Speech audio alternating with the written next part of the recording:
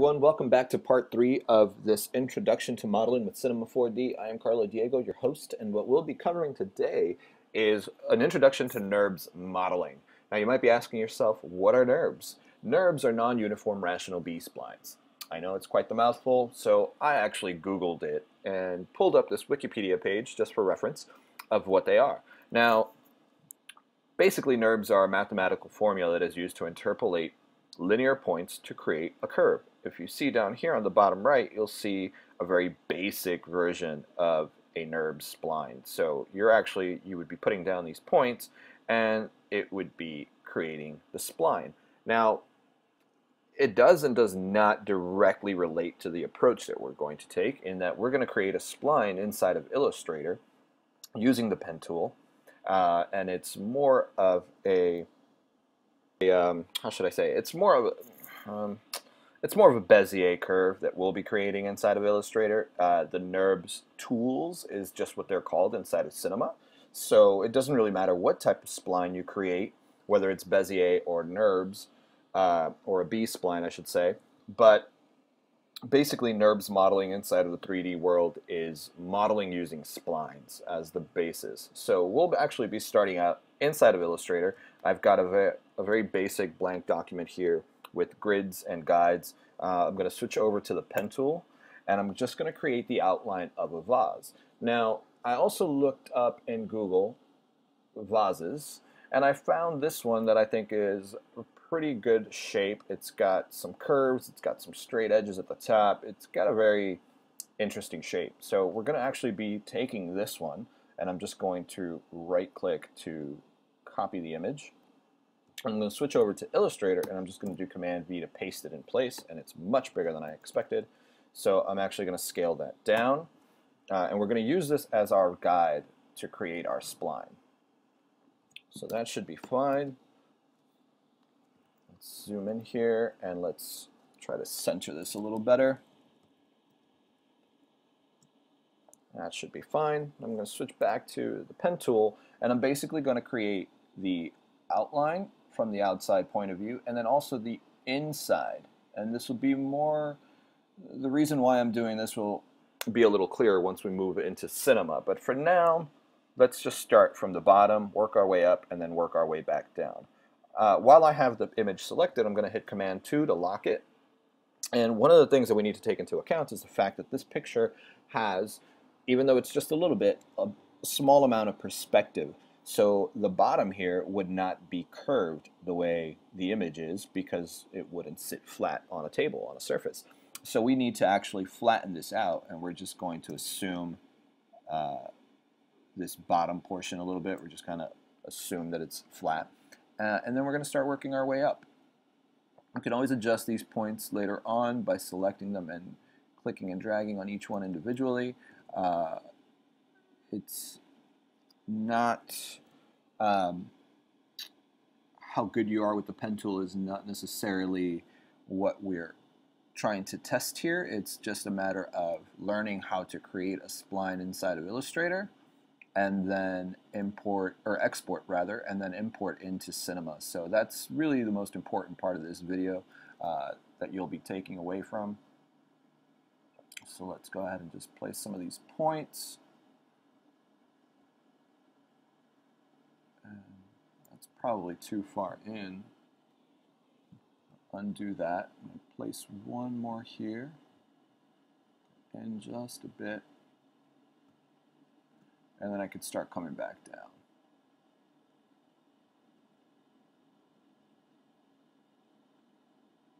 I'm just following the inside, or what I think is the inside outline of this shape.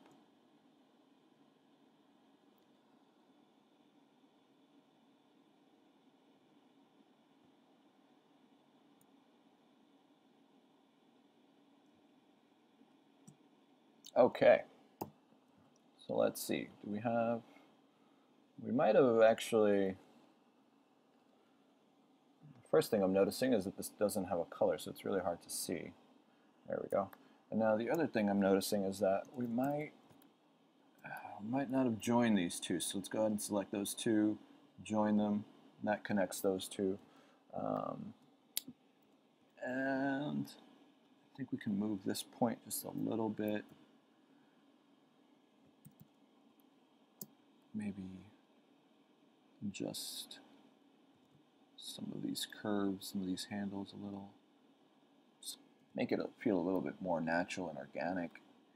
And same thing goes for these points down here. Let's average that out. Oh, sorry, select. Let's go up here and curve it a little. Move it up.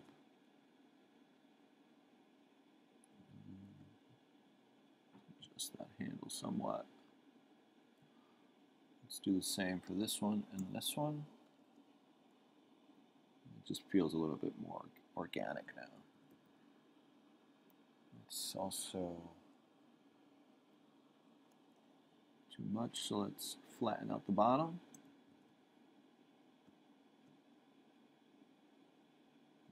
Flatten out the bottom. There we go. Oh, this last one needs some love. All right, so there's our curve. We can now go into our layers. We can delete, well, first we need to unlock, but we can delete our vase. And we need to turn off and delete our guide, because otherwise when we import this into Cinema, it will show up.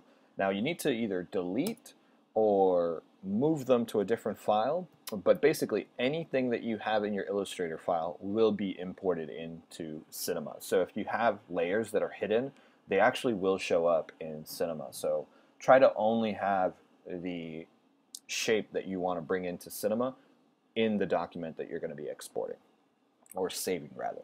So let's do Command-Shift-S to save, and let's call this vase outline.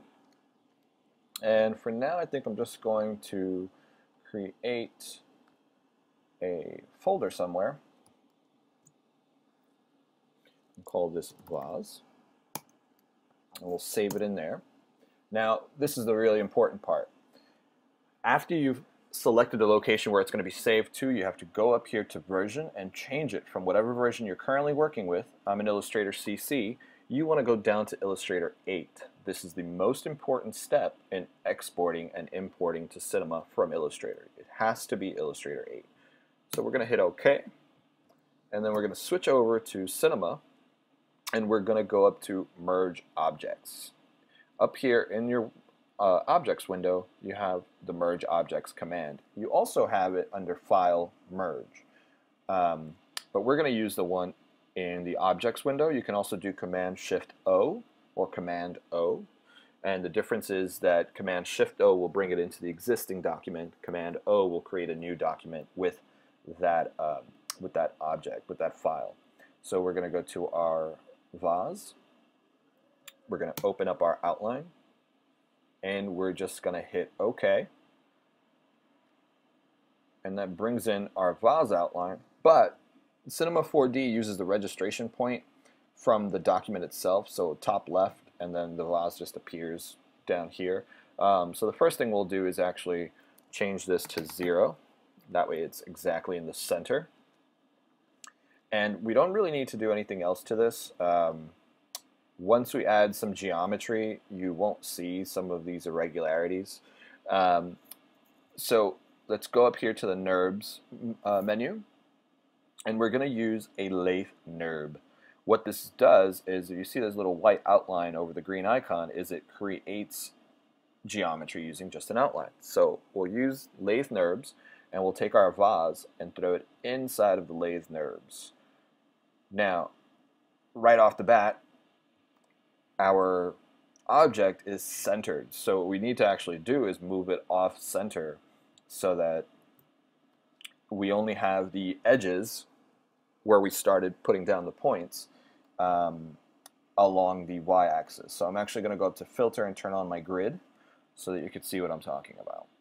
Let's turn off this lathe NURBS, zoom out a little, and we need to bring this edge into this axis right here. So let's just move it.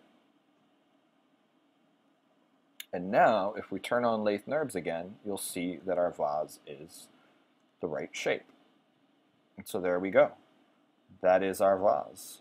Now, a couple of things really quick. again, we want to round out these edges because nothing is exactly 90 degrees.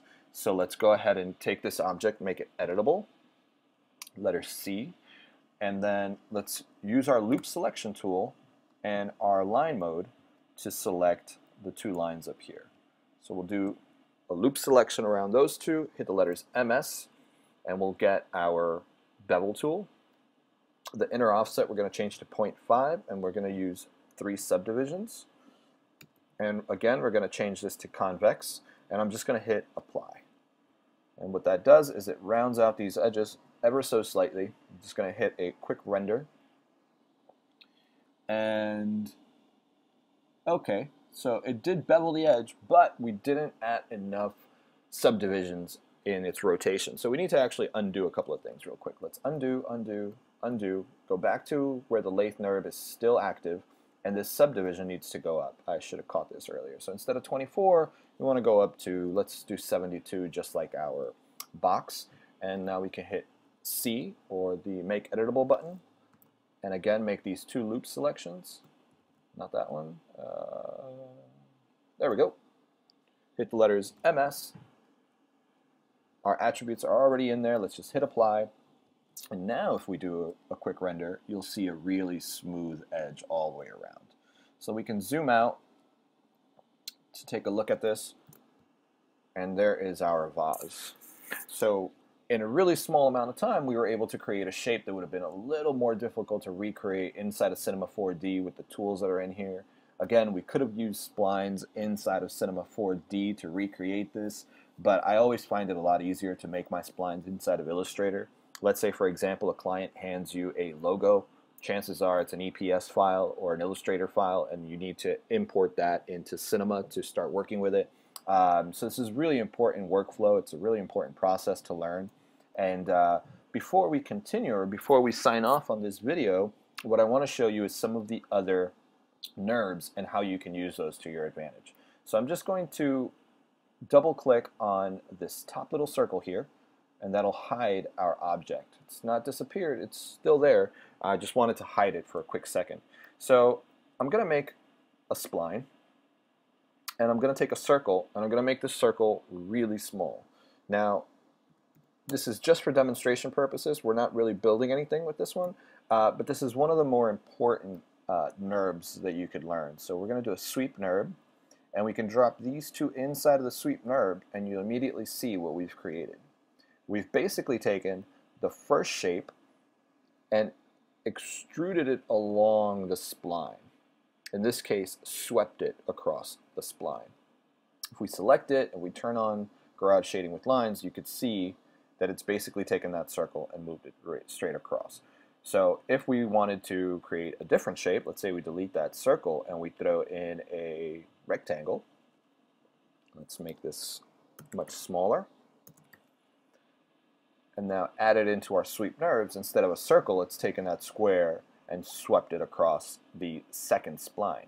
Now the order does matter. So if you were to switch the order of these, you would get a completely different shape.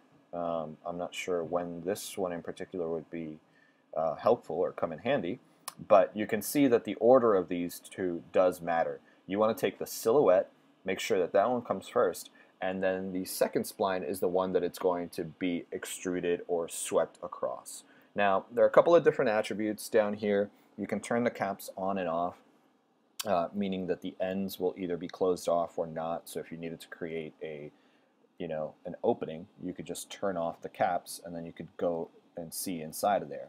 But sweep NURBs, lathe NURBs, loft NURBs, and extrude, hyper NURBs, these are all very, very helpful tools, and I definitely recommend that you experiment with them. I just wanted to introduce to you, more importantly, the process of creating a spline inside of Illustrator, exporting and then importing that into Cinema 4D. So with that said, I'm just going to delete this, bring back my vase, and we're going to leave this right where it is and just do a quick render. And I'll leave you guys to experiment. I encourage that you find something in your house that you're able to recreate using this process. And I'll see you guys in the next video. Talk to you soon. Bye-bye.